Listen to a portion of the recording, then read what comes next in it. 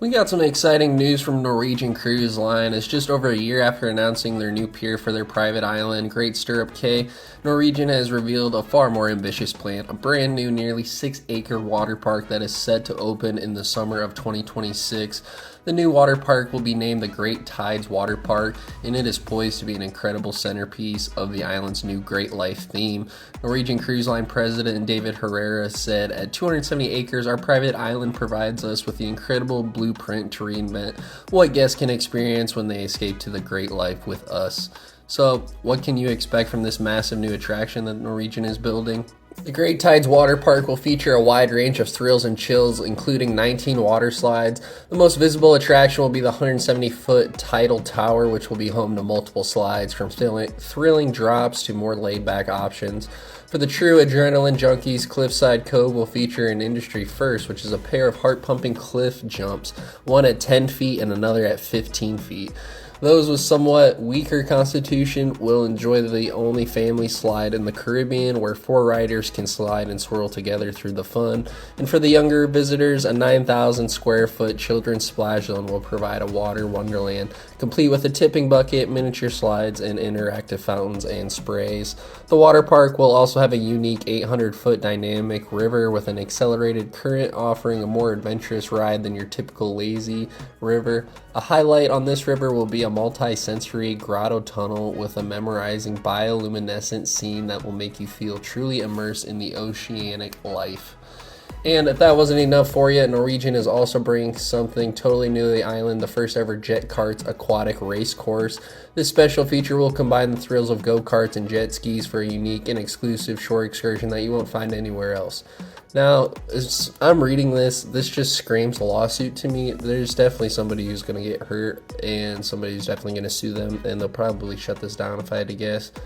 If you look in like a lot of the headlining stories, if you look at like people who get hurt on excursions in these Caribbean ports, it is always jet skis. Some people, regardless, just don't know how to handle these. A lot of times it's the person's first time and they're like, oh, this will be fun, but they don't realize how serious these pieces of machinery are. They can seriously injure you. I'm sure Norwegian's going to have you sign some massive waiver or something for this. That's honestly just kind of crazy, but you know, shout out to Norwegian for pushing the boundaries. While the Great Tides Water Park won't open until the summer of 2026, you won't have to wait that long to enjoy some of the other fantastic enhancements. Starting in late 2025, Norwegian Cruise Line guests will begin to experience the first phase of these upgrades. The long-awaited new pier is slated to open within the next few months, and this is going to allow ships to dock directly at the island instead of relying on tender boats. Honestly, this was my biggest complaint about Great Stirrup Cay. Tender boats are just terrible unless you're going to a once-in-a-lifetime destination, and that's never the case when you're going to a private island.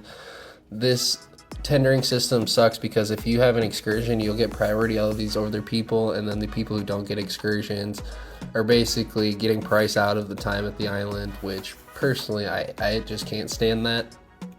But now with the new pier at the Great Stirrup Cay, they'll be able to accommodate some ships and get rid of the whole tendering process, which is a great improvement for Norwegian.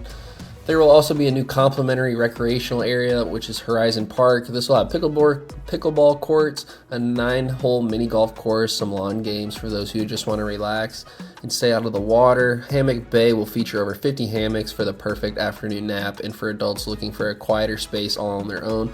The new Vibe Shore Beach Club will be a premier adults-only retreat available with a day pass. And with all of these incredible additions, Great Stirrup Cay is really stepping up to compete with some of the other major private islands in this region. They're probably realizing how much their island sucks to Coco Cay, or Coco Key, however you want to say it. If you look at Royal Caribbean's private island, they can accommodate multiple of these huge ships. I think it's like 4 of these ships a day. And they have the water park and all the other areas as well. And Norwegian's probably realizing that they're missing out on a bunch of potential money, probably after their initial investment into the Great Stirrup Cay. Because once you have these people at your private island, you can either stay on the ship, which earns you more money, or you can send them to your private island, which earns you more money. So I'm really surprised that cruise lines aren't just buying and buying more of these private islands. You can see Royal Caribbean Strategies doing that, and that's honestly why they're on top of the game right now. But anyways, let me know what your thoughts are on this new Great Stirrup Cay water park. I don't know if you're a big water park person, but personally, I usually don't. I feel like I'm a little too old for the water parks now, especially with these huge price tags. I'll be really curious to see how much Norwegian's going to be charging for some of these things at the Great Stirrup Cay, because if you look at Royal Caribbean's private island, those prices are definitely getting out of control. But let me know what your thoughts are down below. Thanks for watching. I'll see you in the next one.